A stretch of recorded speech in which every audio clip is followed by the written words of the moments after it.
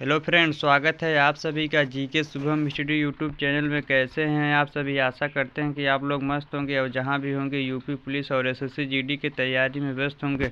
तो आज हम आप सबके लिए लाए हैं करंट अफेयर से टॉप 25 क्वेश्चन, जो कि बहुत ही महत्वपूर्ण है और कई वर्षों से लगातार पूछा जा रहा है। तो आप लोग से एक निवेदन है कि चैनल पर नए हो तो प्लीज़ चैनल को सब्सक्राइब कर लें और वीडियो को अंत तक ज़रूर देखें।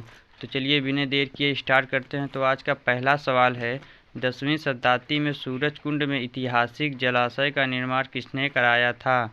तो आपका ऑप्शन है अकबर, बी राजा सूरजपाल, सी तोमर राजवंश, डी द्रौपदी मुर्मू। तो आपका सही जवाब हो जाएगा ऑप्शन सी तोमर राजवंश।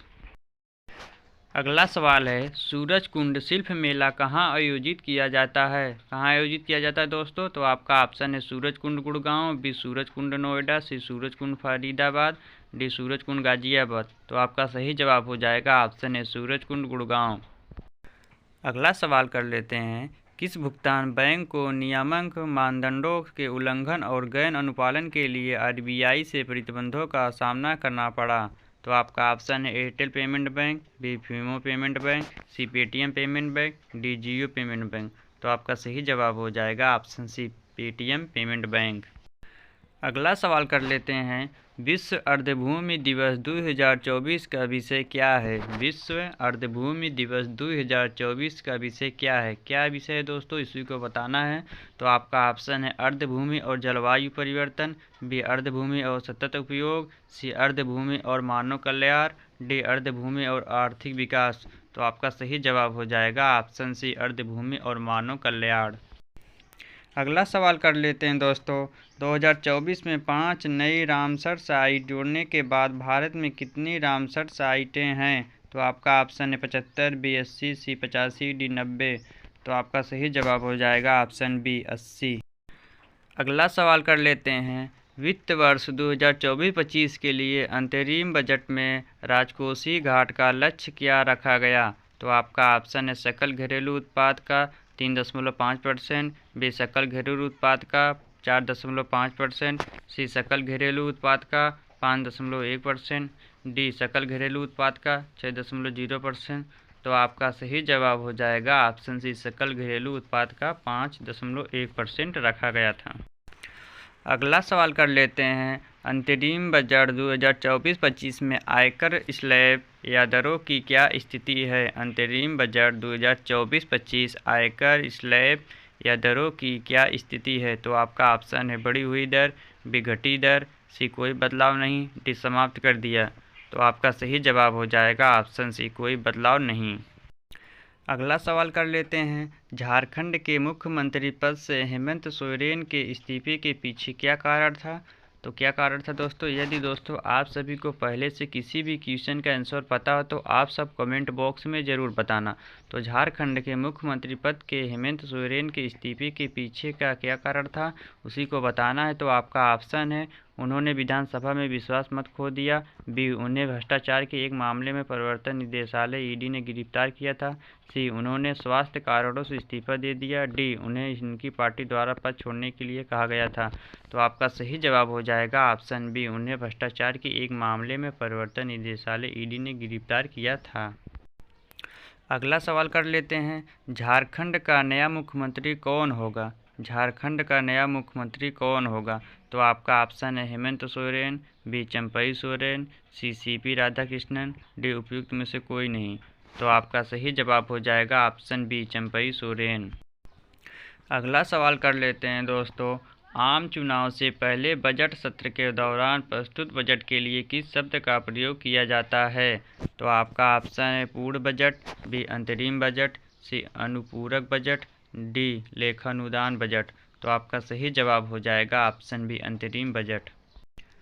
अगला सवाल कर लेते हैं, किस राज्य में 2024 खेलो इंडिया यूथ गेम्स की मेज़बानी की? तो आपका ऑप्शन है महाराष्ट्र, बी हरियाणा, सी तमिलनाडु, डी कर्नाटक।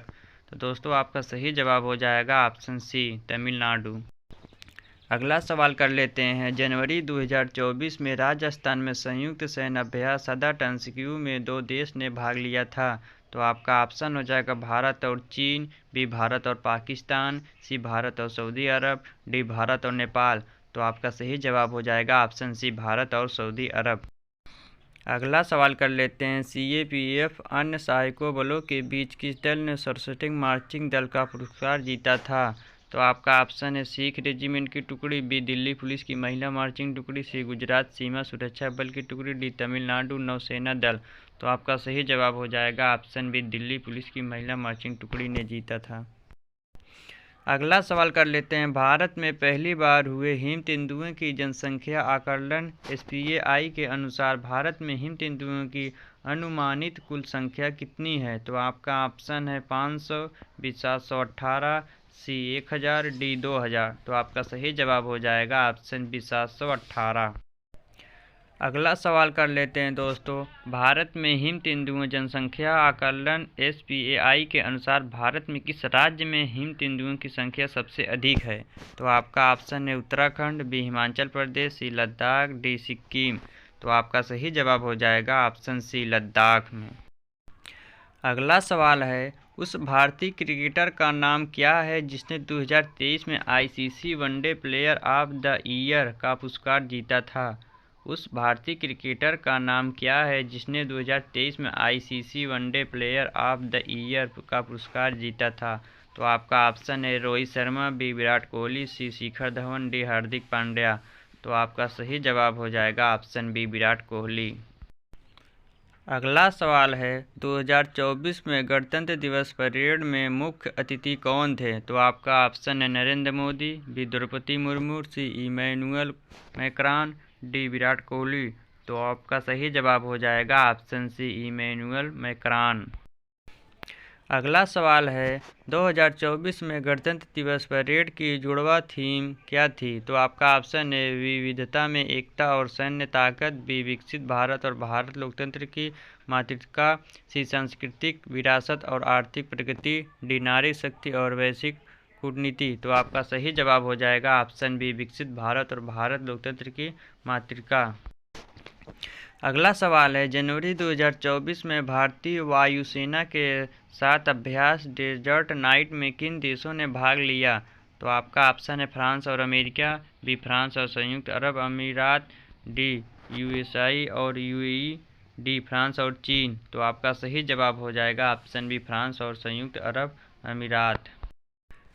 अगला सवाल कर लेते हैं, राष्ट्रीय बालिका दिवस प्रतिवर्ष कब मनाया जाता है? राष्ट्रीय बालिका दिवस प्रतिवर्ष कब मनाया जाता है? तो आपका ऑप्शन है 1 जनवरी, बी 15 अगस्त, सी 24 जनवरी, डी 10 फरवरी।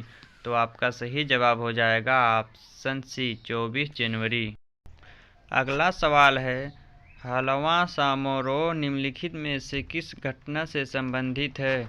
हलवा समारोह निम्नलिखित में से किस घटना से संबंधित है? तो आपका ऑप्शन है स्वतंत्रता दिवस समारोह, बी बजट तैयार करने की प्रक्रिया, सी राष्ट्रीय महिला दिवस, डी गणतंत्र दिवस समारोह। तो आपका सही जवाब हो जाएगा ऑप्शन बी बजट तैयार करने की प्रक्रिया। अगला सवाल है, पराक्रम दिवस का क्या महत्व है? पराक्रम दिवस का क्या महत्व है? तो आपका ऑप्शन है यह नेताजी सुभाष चंद्र बोस का जन्मदिन है, बी यह महाराणा प्रताप का जन्मदिन है, सी यह भगत सिंह का जन्मदिन है, डी यह महात्मा गांधी की पुण्यतिथि है। तो आपका सही जवाब हो जाएगा ऑप्शन है यह नेताजी सुभाष चंद्र बोस का जन्मदिन है। अगला सवाल कर लेते हैं, आज़ाद हिंद फौज का नारा क्या था? आज़ाद हिंद फौज का नारा क्या था?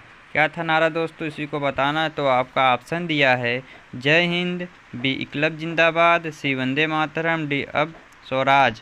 तो आपका सही जवाब हो जाएगा ऑप्शन ए जय हिंद।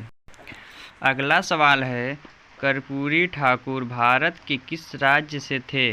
कर्पूरी ठाकुर भारत के किस राज्य से थे? किस राज्य से दोस्तों, इसी को बताना है। तो आपका ऑप्शन है ए पंजाब, बी उत्तर प्रदेश, सी मध्य प्रदेश, डी बिहार।